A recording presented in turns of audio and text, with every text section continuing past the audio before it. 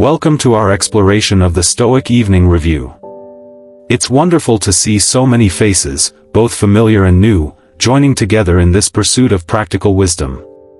What brings us together today is a practice that has transformed countless lives, a simple yet profound journaling technique that the ancient Stoics, particularly Seneca, advocated as essential to a well-examined life. In our hyper-connected world where days blur together and reflection often takes a backseat to productivity, the Stoic Evening Review stands as a powerful antidote to mindless living. This isn't about perfect days or flawless character. The Stoics weren't perfectionists, they were practitioners, committed to incremental progress toward virtue and wisdom. Today, we'll explore how just a few minutes of focused reflection each evening can sharpen your self-awareness, strengthen your resilience, and gradually align your actions with your deepest values. Throughout our time together, we'll break down the components of an effective Stoic Evening Review, share practical examples, and most importantly, provide opportunities to practice this transformative technique. By the end of this session, you'll have a concrete tool that transforms daily experience into wisdom, turning reflection into a catalyst for genuine growth. Let's begin this journey of self-examination together. Section 1: The Ancient Roots of the Evening Review. The practice we're exploring today has deep historical roots. Seneca, one of the most accessible Stoic philosophers, wrote in his essay, On Anger, "The spirit ought to be brought up for examination daily." It was the custom of Sextius when the day was over, and he had betaken himself to rest, to inquire of his spirit, "What bad habit have you cured today? What vice have you resisted? In what respect are you better?" This practice wasn't unique to Sextius or Seneca. Marcus Aurelius, the philosopher-emperor, engaged in a similar practice which produced his famous Meditations, essentially his personal journal, never intended for publication. Epictetus, the former slave-turned-influential Stoic teacher, instructed his students to regularly review their impressions and judgments about events. What's remarkable about this ancient practice is how thoroughly modern it feels.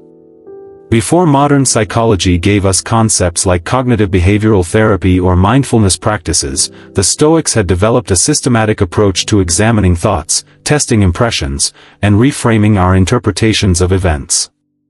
When we engage in the evening review, we're participating in a tradition that spans more than 2,000 years, a testament to its enduring value for human flourishing. The Stoics understood something fundamental about human nature, that unexamined experiences simply accumulate but don't necessarily lead to wisdom.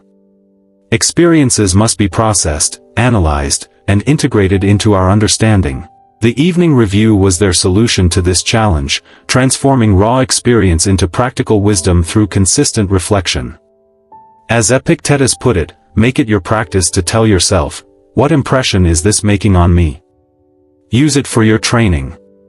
What makes this practice particularly valuable is that it doesn't require any special conditions or preparations. You don't need a meditation cushion, a yoga studio, or a spiritual retreat. All you need is a few minutes of quiet, a journal, and a commitment to honest self-reflection. The accessibility of this practice is precisely what makes it so powerful and enduring across centuries.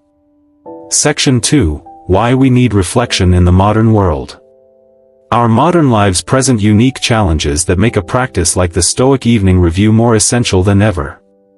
We live in an age of constant stimulation and perpetual distraction. From the moment we wake up to check our phones to our last scroll through social media before sleep, we rarely create space to process our experiences and extract meaning from them. Consider how many significant moments, interactions, decisions, and emotions you experience in a single day. Without intentional reflection, these experiences wash over us like waves, leaving little lasting impression besides a vague sense of busyness. We might remember the highlights or lowlights, but we rarely examine what these experiences reveal about ourselves, our patterns of thought, our progress in virtue, or our alignment with our values. The pace of modern life also encourages a forward-looking orientation that can become imbalanced. We're constantly planning, striving, and looking ahead to the next goal, the next quarter, the next achievement. This future focus, while necessary, can come at the expense of learning from what has already happened. As the philosopher George Santayana famously wrote, those who cannot remember the past are condemned to repeat it.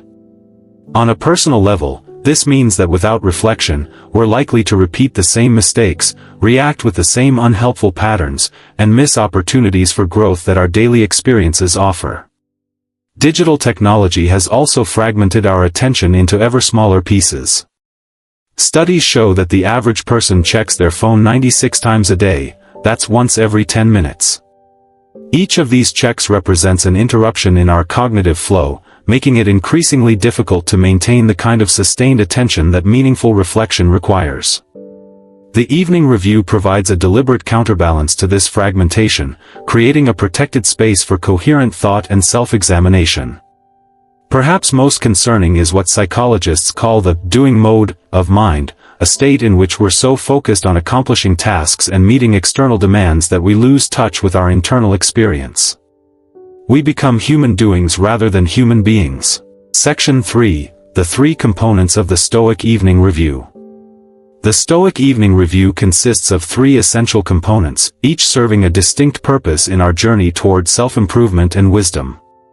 Understanding these components will help you structure your practice effectively. The first component is recollection, the simple act of recalling the events of your day. Unlike a standard diary entry that might focus on external events, the Stoic recollection emphasizes your responses to these events. Start by mentally walking through your day chronologically, from morning to evening. Notice the significant moments, interactions, decisions, and emotional responses that stand out. Pay particular attention to situations that triggered strong emotions, whether positive or negative. These emotionally charged moments often contain the richest material for reflection. The second component is examination, the heart of the practice. Here, you'll analyze your thoughts, judgments, and actions during key moments of your day.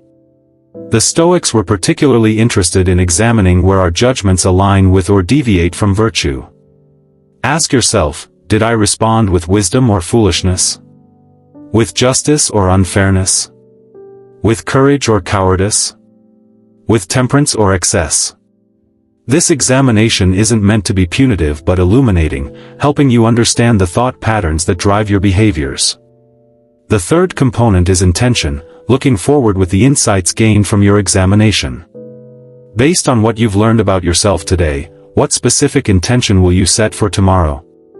Perhaps you noticed a pattern of impatience during meetings, or a tendency to procrastinate on challenging tasks, or a habit of harsh self-criticism. Your intention might be as simple as, tomorrow, I will pause before responding when I feel impatience rising, or, I will begin my most challenging task first thing in the morning. These intentions create a bridge between reflection and action, ensuring that your insights translate into concrete improvements. What makes this three-part structure so effective is that it creates a complete learning cycle. Recollection provides the raw material of experience, examination processes that material into meaningful insights, and intention channels those insights into future action. Over time, this cycle creates a feedback loop of continuous improvement and growing self-awareness. As Marcus Aurelius wrote, the impediment to action advances action. What stands in the way becomes the way. It's worth noting that these three components needn't be rigidly separated in your actual practice. They'll often flow naturally into each other as you reflect. The key is ensuring that all three elements are present in some form, creating a complete practice rather than simply recording events or chastising yourself for mistakes. Section 4. Practical steps to begin your evening review. Now that we understand the components of the Stoic Evening Review, let's discuss how to implement this practice in your daily life. Here is a step-by-step approach that you can adapt to your circumstances and preferences. First, establish a consistent time and place. Consistency is crucial for forming any habit, including reflection. The Stoics advocated performing the evening review just before sleep, when the day's events are still fresh in your mind, but not so immediate that you're emotionally entangled with them. Find a quiet space where you won't be interrupted, perhaps a comfortable chair in your bedroom, a corner of your home office, or even your bed before you turn out the lights. Second, gather your tools. While the practice itself requires nothing but your attention, many find it helpful to write down their reflections. Choose a journal that feels inviting to use. Some prefer a beautiful notebook that elevates the practice, others prefer a simple notebook that removes any pressure for perfection. Digital journals can work too, though many find that handwriting slows down their thinking in a productive way and reduces digital distractions. Third, begin with a moment of stillness. Before diving into recollection, take a few deep breaths to transition from the busyness of your day to the contemplative space of reflection. This doesn't need to be elaborate meditation, just enough to shift your mental gears from doing to being, from external focus to internal awareness. Fourth, guide your reflection with purposeful questions. Rather than staring at a blank page, come prepared with questions that direct your attention. For recollection, what significant events happened today? What decisions did I make? What emotions did I experience? For examination, where did my judgments align with my values? Where did they diverge? What triggered my strongest reactions? What assumptions influenced my thinking? For intention, what one pattern would I like to change tomorrow? What specific action could help me make progress in virtue? Fifth, keep it manageable. When beginning, aim for brevity rather than exhaustiveness. 5 to 10 minutes is sufficient for a meaningful practice. As you become more comfortable with the process, you might naturally extend the time, but consistency matters more than duration. A short practice done daily will yield far greater benefits than an occasional deep dive. Sixth, end with gratitude. The Stoics emphasize the importance of appreciating what we have rather than focusing on what we lack. Conclude your evening review by noting at least one thing from your day for which you're grateful. This ensures that your practice doesn't devolve into self-criticism and helps maintain a balanced perspective on your life. Finally, be patient with yourself as you develop this habit. If you miss a day, simply resume the next day without self-recrimination. Section 5, Avoiding Judgment, the Art of Objective Self-Reflection. One of the most common pitfalls in self-reflection is harsh self-judgment. When we examine our thoughts and behaviors, there's a natural tendency to become our own severe critics, focusing exclusively on shortcomings and mistakes. This tendency undermines the value of the evening review by triggering defensiveness and shame rather than curiosity and growth. The Stoics understood this danger well. Marcus Aurelius repeatedly reminds himself in his meditations to observe his own thoughts and actions without adding unnecessary judgment. He writes, "Don't be ashamed of needing help.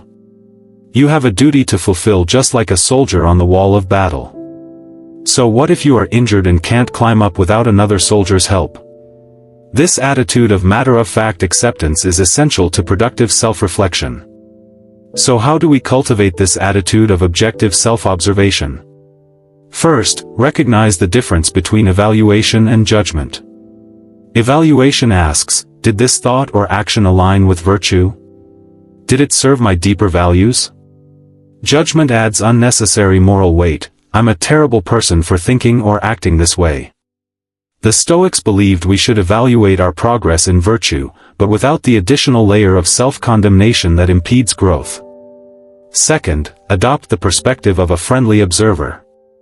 Imagine you're observing a dear friend's behavior and offering them insights for growth.